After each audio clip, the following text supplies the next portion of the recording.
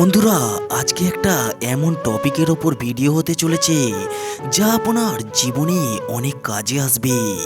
আজকের ভিডিওতে বলতে চলেছি ভাঙা সম্পর্ক জোড়া লাগানোর এমন কিছু উপায় বলবো যা আপনার জীবনে অনেক কাজে আসবে।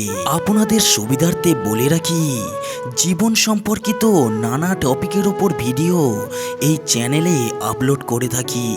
আপনি কমেন্ট করে জানাবেন যেই টপিকের ওপর আপনার ভিডিও লাগবে, সেই টপিকের ওপরেই আমি ভিডিও বানিয়ে থাকি।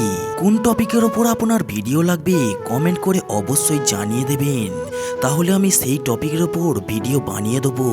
চলুন দেরি না করে আজকের ভিডিওটা শুরু করা যাক। ভাঙা সম্পর্ক জোড়া লাগাবেন কিভাবে? সম্পর্ক ভেঙে যাওয়া মানে কি সব শেষ?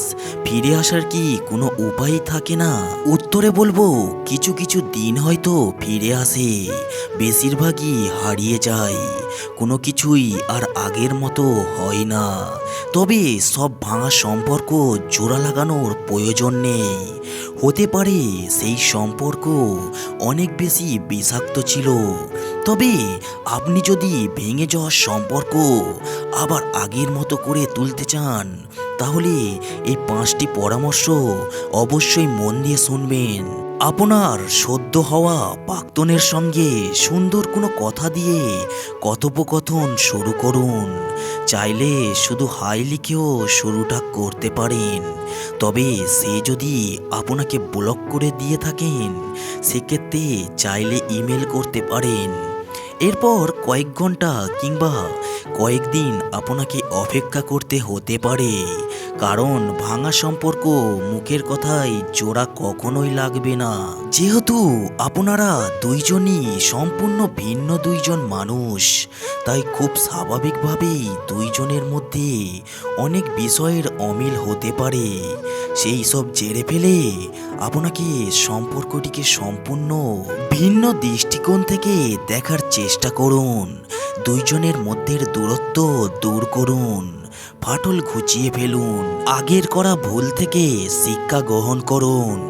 যার সঙ্গে আপনি ফের সম্পর্কে জোড়া লাগাতে চান তাকে সে কথা জানান।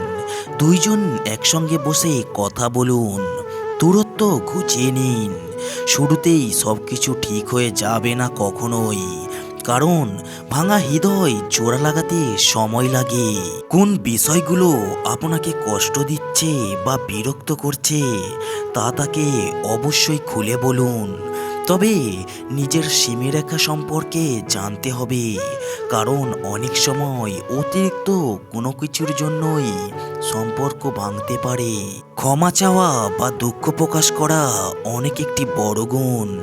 এর মাধ্যমে অনেক বড় বড় ভাঙন ঠেকানো সম্ভব। একটি সম্পর্ক জোড়া লাগানোর কাজে দুইজনকেই সাহায্য করবে।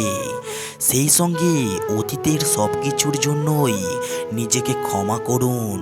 এদিকে আপনার সঙ্গী যদি অতীত আঁকড়ে থাকতে চায়, আপনাকে ক্ষমা না করে, তবে একাই এগিয়ে যান। এই ধরনের সম্পর্ক জোড়া লাগিয়ে খুব একটা লাভ কখনোই হবে না। তবে সাধারণত ক্ষমা চাইলে বা ভুলগুলো পুনরাবৃত্তি না করলে সম্পর্ক সুন্দরভাবেই জোড়া লাগে। আপনি যদি ভালো উদ্দেশ্যে ভাঙা সম্পর্ক জোড়া লাগাতে চান, তবে শুরুটা করুন ইতিবাচক আচরণের মাধ্যমে।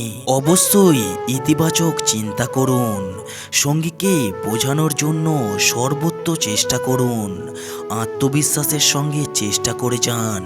একটা সময় আপনার সঙ্গীও সেই চেষ্টার অংশীদারি হয়ে উঠবে।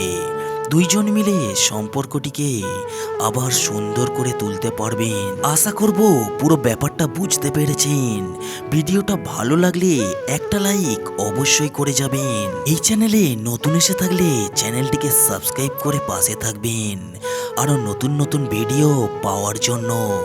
সবাই ভালো থাকবেন এই আশা নিয়েই আজকের ভিডিওটা শেষ করছি।